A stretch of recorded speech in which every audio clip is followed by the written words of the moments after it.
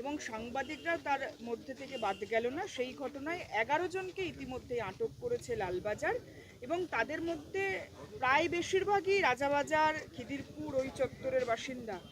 মাননীয় মুখ্যমন্ত্রী বিধানসভায় স্টেটমেন্ট দিয়েছেন, এই ছাত্র আন্দোলন ককরোচ আন্দোলন নামে যে উৎপাত হয়েছে তার সঙ্গে যারা জড়িত, এই নিয়মের বাইরে কাজ করেছে, কাউকে ছাড়া হবে না।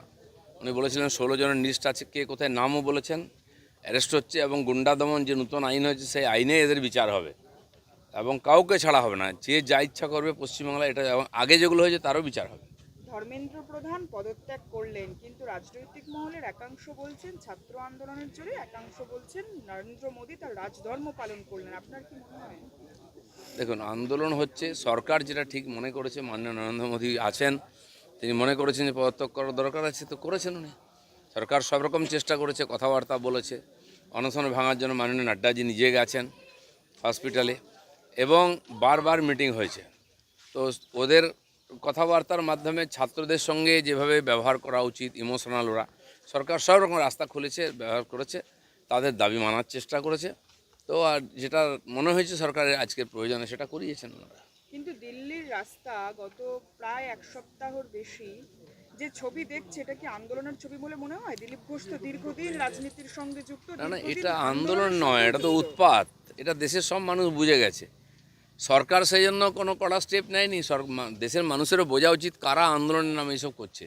সেই সব লোক যারা বারবার দেশের বিরুদ্ধে ইস্যুকে এরা বেশি মদত দেয়, তো সেটা এক্সপোজ হয়েছে। সরকার তার কাজ যেটা করা সেটা করেছে। কুণাল ঘোষ তিনি গতকাল কালীঘাট তৃণমূল মিছিল করছিল, এবং কিন্তু সেখানে পুলিশি কোনো অনুমতি ছিল না, একটু জোর জবরদস্তি পুলিশের সঙ্গে বাদানুবাদ, তারপর পুলিশ তাকে আটক করে গ্রেফতারও করে। কুণাল ঘোষ একা হিরো হওয়ার চেষ্টা করছেন।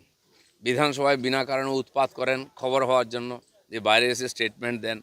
তাদের এমপিরা অনেকে ওখানে দিল্লিতেও কেউ কেউ হন, ওখানেও সাসপেন্ড হন, এখানেও সাসপেন্ড হন। এই রাজনীতি করে পশ্চিমবাংলায় কিছু করা যাবে না, বা সাধারণ মানুষ নেবে না। পারলে অন্য কিছু কনস্ট্রাকটিভ করুন।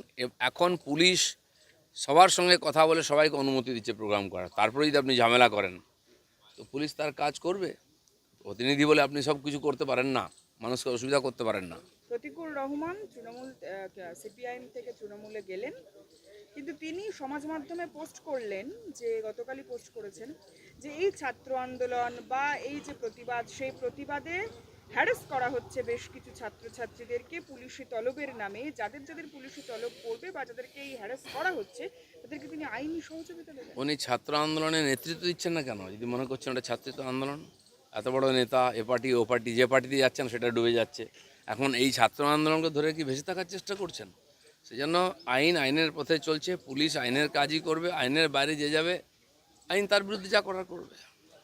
আর কিছু চলো চলো চলো চলো। ধন্যবাদ।